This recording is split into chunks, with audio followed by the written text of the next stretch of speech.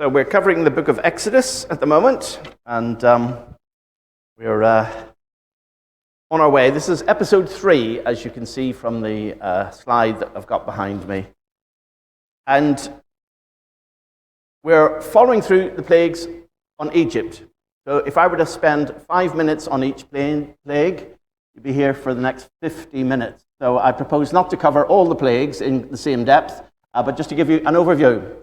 And what I seek to do this morning is not just to give you an overview of what God was doing through the plagues and what he did for the children of Israel, but how it applies to us and how it applies to the New Testament church and where we're going, which is as much the point as to where the Israelites were going to the promised land. So I hope some of it sticks. I hope you find interesting facts in it, but also that you find that God's reassurance, his presence, is something that we can all depend on. So, here we go, Moses and the plagues of Egypt. Let me set the context first. I think it's very important to grasp this. It's very easy for us to sit back and we think of the Exodus and the Jews through the whole history of the Jews, right through, all the way through their captivity, all the way through their King David and all that, and out the other end, and then through the 20th century, all the way through from the 1st century against Rome, where Jesus walked, and they destroyed the Jews and sent them around the world, and then they've been brought back to Israel in 1948. And then we think of the current state of Israel. And it's very hard for us to see them in any other focus than the history of the Jews. These people weren't Jews. That's the first thing. They were Hebrews. That's how they were known. And we sometimes we think that, that there's this collection of people. There were actually about 2 million of them by the time it came to this period of the Exodus. And we think of this established, formalized people who worship God, who served him faithfully. Nonsense. They didn't know the name of God. They didn't know who God was. There was nothing. Just let me put a little bit of background to it. The only thing they had was their common ancestry, a common language, and that was Hebrew, and therefore they were called the Hebrews. A common profession, they were shepherds, which Egyptians absolutely hated and wouldn't let them stay living amongst the rest of the Egyptians. And they stuffed them in a part of their country that was well away from the rest of the Egyptians. And so that location was where they were all found to be. And so that was what they had in common. They did not know who God was. God had not revealed himself to the Hebrews. God had revealed himself to their ancestor Abraham, Isaac, and Jacob. And Jacob died 400 years before this incident. So you have a collection of people whose only unity was that they were all descended from the same tribes, and 12 of them there, obviously, and that was the only thing they knew. How do you worship God? No idea. We'll just do it our way. How do the Egyptians do it? Well, let's copy that. And some of them did. And so they had no Bible. They had they didn't have the book of Genesis. It was in their head and their organizational memory, as it were. They'd heard the stories, but they couldn't say, this is what God is like, this is what he says. Moses alone heard the name of God at the burning bush. That was the first time they knew who it was. So Moses had to explain it all. And they had no worship. There was no temples or anything like that. They just did what they liked. There were no rules of behavior. They just copied their neighbors. And there was no single people. They were what they call a mixed multitude. They had many servants and slaves themselves who were from all sorts of different practices. And it's very hard for us to try and get our head around where they started off. And it was this people, God was saying, I love you. I am the God of Abraham, Isaac, and Jacob. I'm your God, and I'm going to bring you out. Why would you do that? We haven't heard anything like this for 400 years. How would we know? So you can see the challenge. But what was God's purpose and plan? Number one, he was going to bring judgment on all the gods of Egypt. How many gods had Egypt?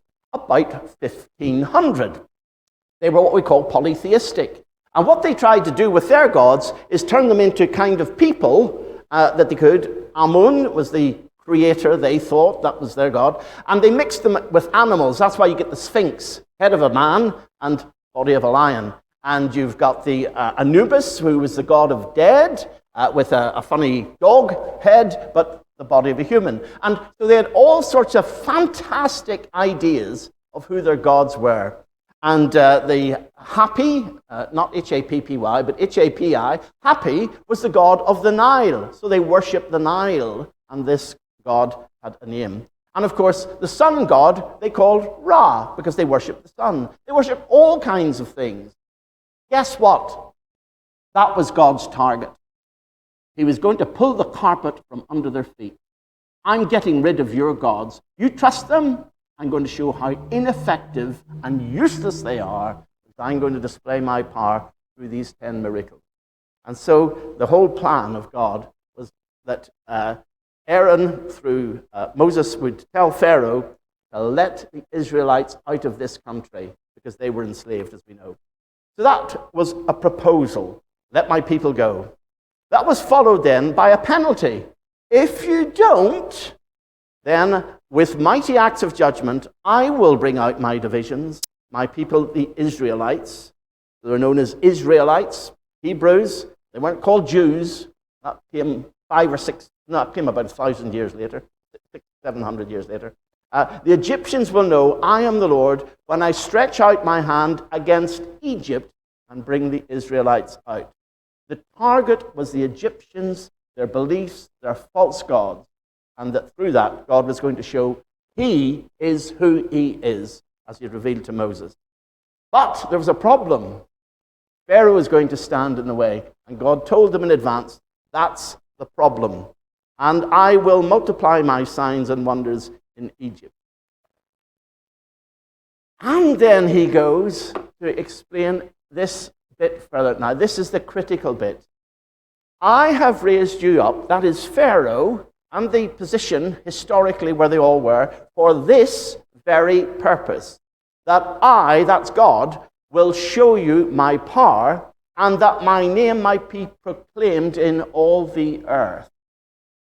God was not content with just being the God of the Hebrews and bringing them away to himself and making a clique.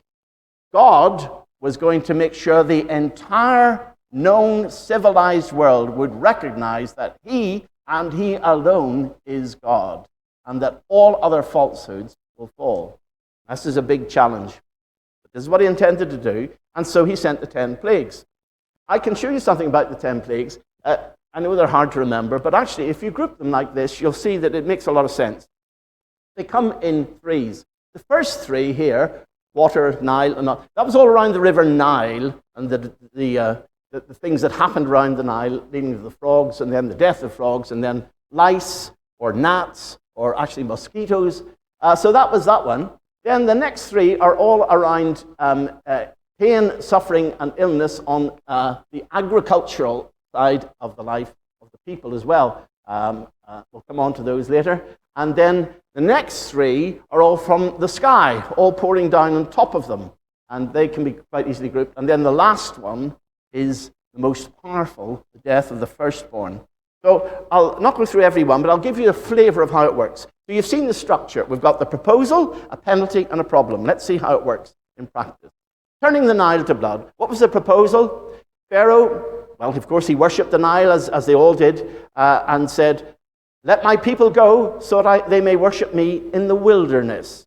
In other words, God was not content to let them stay in Egypt. He wanted to take them out. The promise to Abraham was that they would go all the way back to Canaan. Therefore, he said, I'm taking them out to the wilderness. But you ain't listening, are you, Pharaoh? The penalty is I will strike the water, and it will be changed into blood. It will all go red, and it will stink, and fish will die, etc., as we know. And then, of course, the Egyptian magicians were able to replicate this probably in a bucket of water in a small scale. So Pharaoh, therefore, hardened his heart. Pharaoh's heart became hard. He would not listen. Well, why wouldn't he listen? Well, arguably, there was nothing magic here. The River Nile occasionally flooded. And because, I'll show you a map of it later, because of where it was, it carried red silt and things like that that would have destroyed it. This, of course, was unique in the sense that as soon as Moses' staff touched it, that's the moment it happened. That's a bit funny. And, of course, Moses had the authority to lift it off the Egyptians. Plague of frogs. The next one is quite short, this. Let my people go so they may worship me. And the penalty, I'll send a plague of frogs. And the magicians, of course, could imitate. They must have had some frog spawn stuff down their trousers somewhere, as you do. And out came a few frogs, and they managed to magic something up, or they hid them somewhere. But, of course, that was just temporary. Pharaoh, by this time, was starting to realize that things were connected. And so Pharaoh admitted, pray to the Lord. He's got God's name, by the way.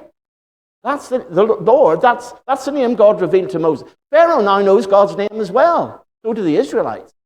Pray to the Lord and take the frogs away from me and my people, and I will let your people go to offer sacrifices to the Lord. Do you get it? It's starting to sink in a little bit. But the key thing is here, he sees the connection between what would be, you could describe as a natural disaster, lots of frogs, but he sees the connection between what his magicians could imitate and the overwhelming stink and power and dynamism of all these frogs everywhere, that God up there, the Lord as he's called, had something to do with it. He's starting to get the connection, joining the dots. And the plague of gnats, again, similar. This time, there's no proposal. We know what it is. Aaron just says, right, strike the dust of the ground, and the gnats came up, probably out of the frogs, for all we know. Gnats, mosquitoes, some people think, or whatever, little insects that bite you and that suck your blood and do nasty things. Anyhow, the problem is, of course, the magicians could not replicate that. And guess what? They said, this is the finger of God. One coincidence, yes, the Nile, yeah, we get that.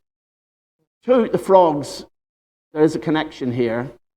3 in a row, that's not a coincidence. There is a God up there.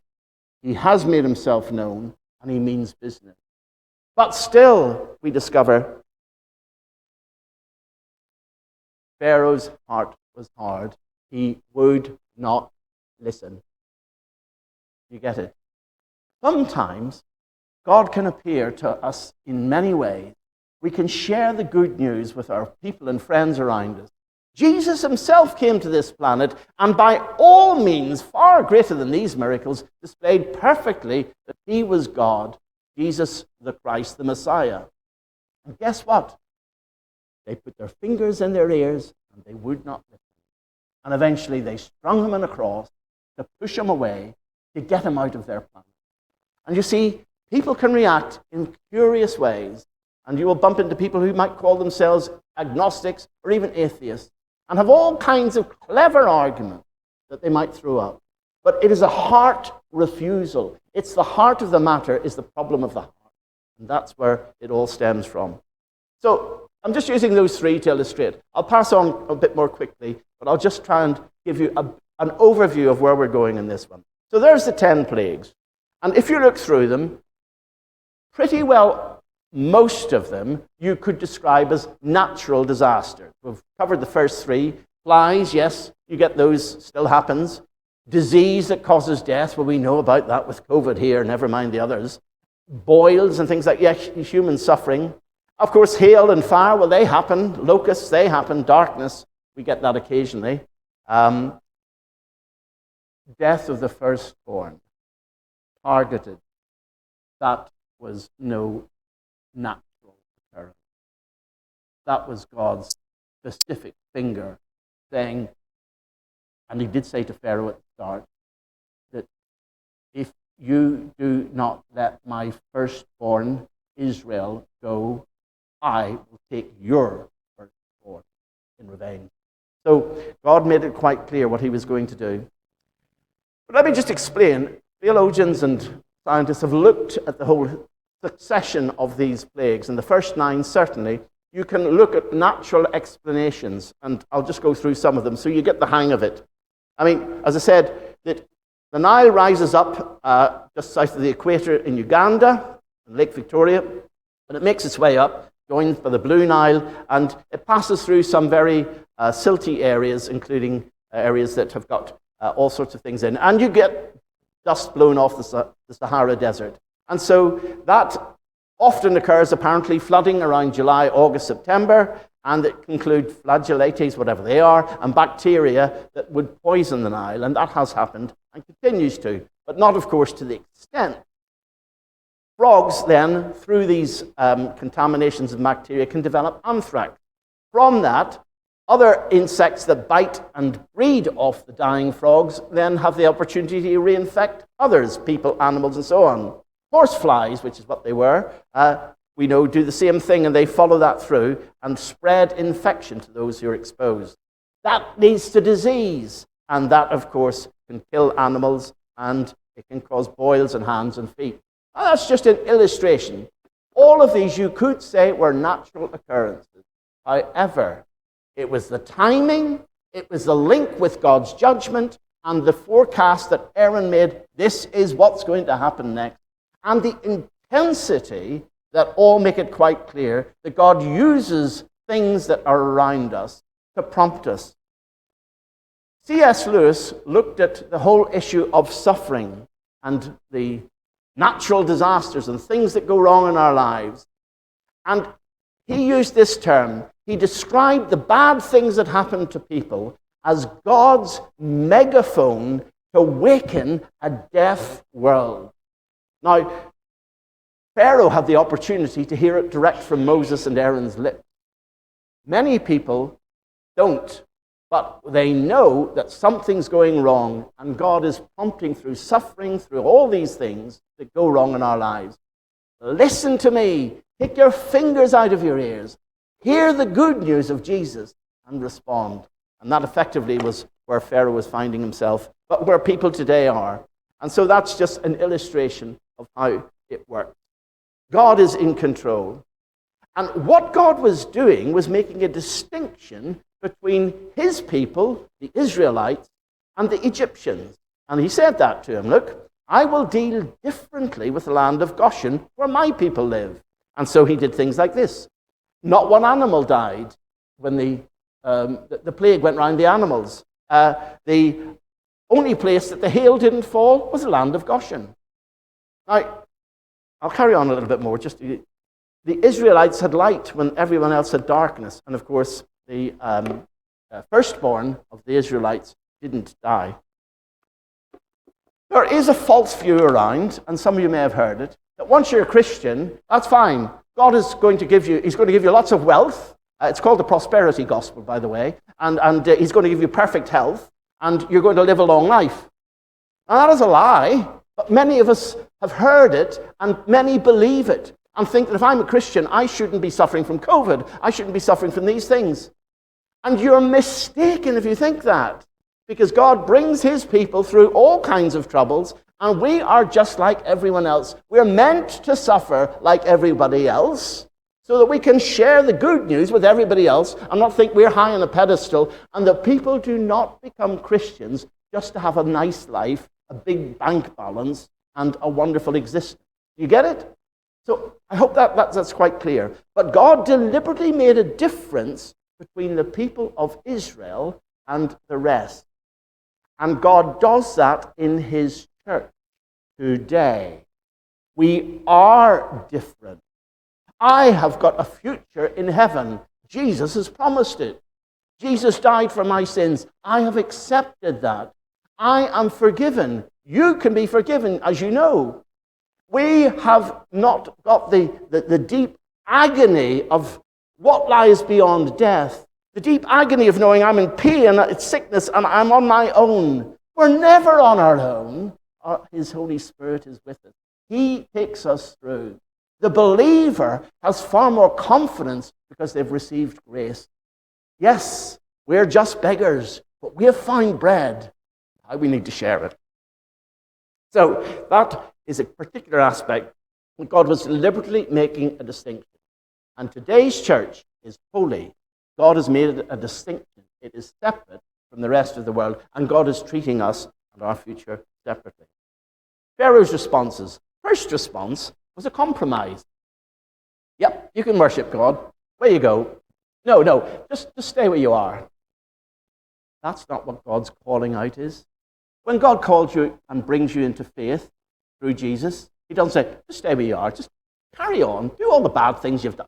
Keep doing what you did. No. He's calling us so that we might be called out to be a holy people. Secondly, he says, well, leave your women and children behind. Those who are dearest and loved, leave them behind. Just forget them. And how can we do that? Of course we want to bring our loved ones. Of course we want to bring everybody with us. We want to share it.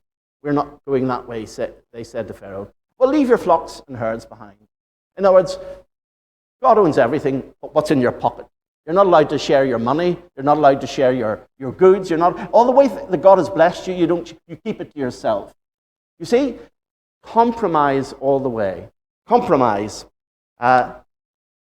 It was Oliver Cromwell's daughter asked him the question about compromise, about worldliness, just staying like the world. And she said, Father, how would you define worldliness? And Cromwell answered, worldliness is whatsoever cooleth thy desire for Christ. Yeah, he did speak funny old English. He was a while ago. What he means, worldliness is what gets between you and Jesus. And so Pharaoh was offering a compromise of worldliness, and they wouldn't accept it. But then his heart became hard. He hardened his own heart. Each time it says it, he hardened his heart with frogs, flies, and the blood and gnats and so on. And then it says his heart was unyielding. No matter, and by this stage, it had gone quite far, and his advisors were saying, we think you need to change your mind. There's something going on here. And he said, no. And then it says, the Lord hardened Pharaoh's heart. Well, some people might say, well, there you go. It wasn't Pharaoh's fault. It was God. God hardened Pharaoh's heart. So he hadn't a chance. He was just going to do that anyhow. No. It says that towards the end of the plagues, what was God doing? God was getting to the point where he said, right, you want to harden your heart? I'll help you along. Let's carry on. Let's see how wicked you can get, and I will show you how powerful I can be, particularly with that boy of yours. God does this, and in Romans chapter 1, as you see the reference, it says that men and women turned against him, and that God gave them over to foul behavior. And each step, chapter 1 of Romans, look at verse 24, God gave them over to filthy acts. The next one, it gets worse. God gave them over to something else. And God will stand back. My spirit will not strive with man always. I believe this firmly, that in every human life, particularly those who are resisting God, there comes a point where God says, I've had enough. Carry on. Off you go. Carry on. I don't know when that is, so I will continue to share the gospel with that person. But after a while, I'll begin to realize it's not going anywhere. It's just as hard as nails. That's still not my right to stop telling them, but God has probably already said, you've had enough. Carry on. And there is no way back. It's not for me to know that. It is God alone. But God will do that. And because in Romans it explains exactly how he's doing it, that accounts for much of the wickedness, stubbornness, and arrogance around us. So God let it happen. And God said to Pharaoh on one of these occasions in chapter 9, I could have stretched out my hand and struck your people with a plague that would have wiped you off the face of the earth. Every step we take, God is capable of doing on those who defy and hate him. But let us remember that is his power. But, he says, I have raised you up for this very purpose. I'm letting you do it, and I'm going to let you keep doing it, because I've got bigger things to show you, the world and Egypt, as well as Israel. so I can show the power, and that my name might be proclaimed in all the earth. God's name is above all, and he's quite happy to do it through the wicked and show it. Let's sequence the plagues then, and we'll finish off on this. And I hope this is where I'm going to take you into the New Testament, quite far, actually. So how do the plagues work? If you look at the first three, as I said, are all around the water. Okay, the Nile. The next group of three, actually, are all about the land. They occur on the agricultural land and the animals and so on, if you look through. And then the last three, as I said earlier, as you can see, all came down from the sky. The hail, the fire, the lightning, that is, then the locusts, and then darkness. And obviously the death of the firstborn, Mike will be dealing with next week, so I'll leave that. But where in the New Testament do we discover God punishing, inverted commas, humankind through events that occur in the water, and God punishes the water, the land, and he punishes the earth, and in the heavens above? Read Matthew 24. Jesus predicted just these things. Where do we get all these things fulfilled? You've got it right at the very end of the Bible, in the book of Revelation. The Exodus plagues, as they're called, all occur in the book of Revelation, right? What you're seeing with God's mighty power back in the Exodus, you're going to see in the exodus of the church, finally, when Jesus returns. And this is what the book of Revelation lets us get a glimpse at. So we see that the first angel, he sounded his trumpet, and it says here that it became hail, fire, and blood. Where was seen those before? And where did it go? On the earth. And then the next one, a huge mountain, all ablaze, was thrown into the sea, the waters. And then the next one, that a great star fell from the sky on a third of the rivers and the springs of water. You see the picture? You'll have to go back to 2020 when we broadcast on the series of the book of Revelation to get this. I haven't time to repeat what I covered there, but you'll find there's a lot in that does just this. And the fourth angel, the sun was struck. Well, there we go, darkness and so on. This is a picture in Exodus of what Jesus is going to deliver to this planet Earth for rebelling and rejecting against him as he comes. And the world will get worse as we get there. And some of these things are already happening. We're polluting our rivers and our waters. They're being destroyed. We've got ozone layers being eroded. We've got all kinds of global warming. And we sit and think, oh, that's not nice, is it? Others just deny it's even happening. God is starting to impose on planet Earth what he imposed on the Egyptians. We need to be aware that we are part of that. And just like the church, the goal of history is God's exodus of his church. When Christ shall return, we shall be raised to meet him, and in glory we shall come with him. Hallelujah! Salvation and glory and power belong to our God, for true and just are his judgments. And the Pharaoh couldn't argue with that. And so they shouted, hallelujah! The smoke of her goes up forever and ever. That is the fate of those who reject. What about you? Are you hardening your heart? You know it's possible to come to church and your heart gets harder. And the more you listen and you hear the gospel, and the more you reject, the harder the heart becomes. But if you open your heart and receive Jesus and ask for his pardon, forgiveness, and healing and wholeness within your soul, you discover the joy it is to be part of his people. And so we move on. We get into the wilderness, and we therefore pray, guide me, O thou great Jehovah. Oh, that's an idea for a hymn. Maybe we'll stand and we'll sing that very hymn. Let's do just that as we conclude our service.